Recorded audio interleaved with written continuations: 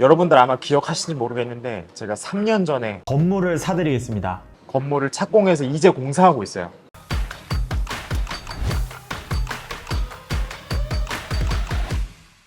네, 안녕하세요. 길사남입니다. 제가 오늘은 여러분들 아마 기억하실지 모르겠는데 제가 3년 전에 구독자분들 중에 강남 빌딩을 매입해 주겠다 해서 명칭이 강남 프로젝트였는데 정말 오랜 시간이 걸렸어요. 계약하는데도 1년이 넘게 걸렸고, 계약하고 건물을 멸실하는데도 시간이 좀 오래 걸렸고, 건물을 착공해서 이제 공사하고 있어요. 거의 한 3년 것 같습니다. 네, 저희가 설계를 2021년도에 했던 그러니까요. 프로젝트였어요. 제가 2탄도 하고 싶고 3탄도 하고 싶었지만 일단 1탄이 좀 마무리된 다음에 이제 다음 편 찍으려고 했는데 이렇게 오래 걸릴 줄 몰랐어요. 지금 그 프로젝트가 이번에 좀 착공을 하게 돼서 어떤 상태까지 지금 진행이 됐는지 여러분들한테 좀 설명을 해드리려고 합니다. 설계를 좀 어떻게 좀 진행하셨는지 설명해 주시면 좋을 것 같습니다. 대지가 이제 3종 일반 주거 지역이었어요. 네네. 그래서 건폐율 50%, 용적률 250% 이제 제한 지역인데 네. 다행히 이제 북측에 도로가 있어서 1조 사선에 대한 완화를 받을 수 있었고 네. 그랬기 때문에 용적률을 250%까지 다 확보할 수가 있었습니다. 삼정이 보통 250% 받는 건물이 좀 생각보다 많이 없어요. 거의 다 200% 초반대 네. 그런 정도 받는 경우 많은데, 근데 이 땅은 짓기에는 너무 좋은 땅이었죠. 네. 네. 거기에 또 다른 이점이 있었던 것이 이제 경사 지형이라서 네네. 전면 도로 쪽이 경사가 아니라 측면 도로 쪽이 경사여서 지하 1층이 이제 노출되는 그런 장점이 있었습니다. 그래서 전면 도로에서는 바로 지하 1층 진입이 가능했고 네네. 또 측면으로 이제 지상 1층 진입이 가능하게끔 그렇게 설계를 할 수 있었습니다. 총 규모는 어떻게 되죠? 대지 면적이 약 55평 정도 되고 네. 전체 건물의 규모는 지하 2층에 지상 5층, 연면적이 한 200평 정도 되는 그런 규모입니다. 최상층은 지붕이 일부 경사 지붕이 좀 들어가기는 하는데 그건 좀 디자인적으로 저희가 계획을 해서 풀어봤습니다.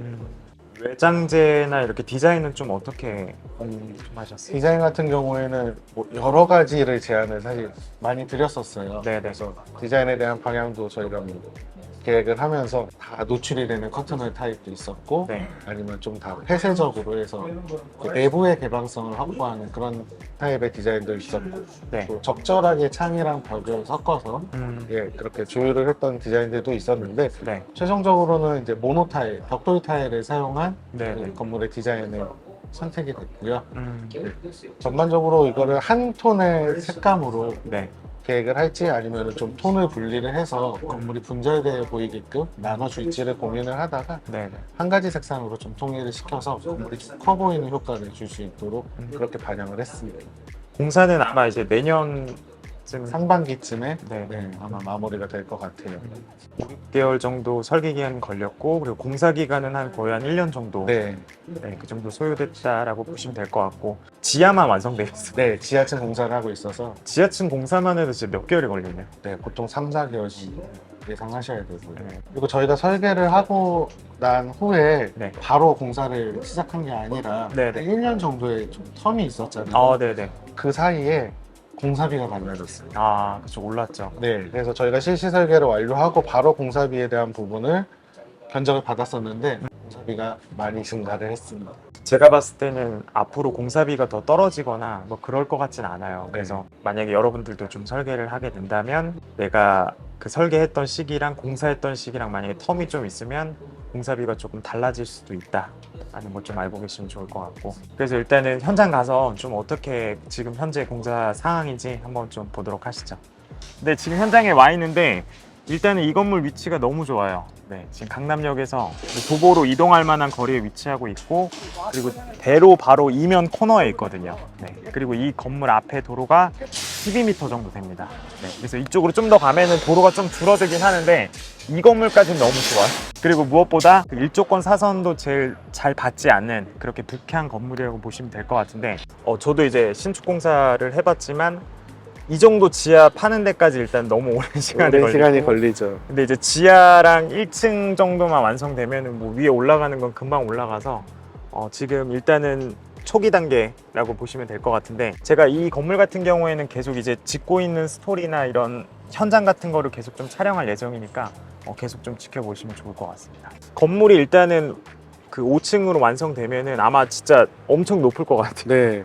아까 말씀하신 것처럼 6층 높이의 건물처럼 보일 거예요. 아. 근데 이제 최상층의 높이가 조금 더 높기 때문에 네네. 좀 더 커 보이는 효과가 있을 겁니다. 몇 미터 정도 될까요? 6층까지. 15m에 네. 거기에 아까 1.5m에 더하면 16.5m. 아, 16.5m. 예, 전면에서 봤을 때 그 정도의 높이가 나올 거예요. 아, 일단 지하 공사하는 것 좀 알려주시겠어요? 네, 저희가 서울시 같은 경우에는 네. 지하 흙막이 공사를 하는 공법을 네네. 좀 제한을 둬요. 아, 그래서 저희도 CIP 공법이라고 해서 네. 철골 기둥을 네. 중간중간에 설치를 하고 콘크리트를 부어서 원형 기둥을 만들어서 아, 주변에 막아주는 네네. 그런 방식의 흙막이 공법이 적용이 되어 있습니다. 아, 네.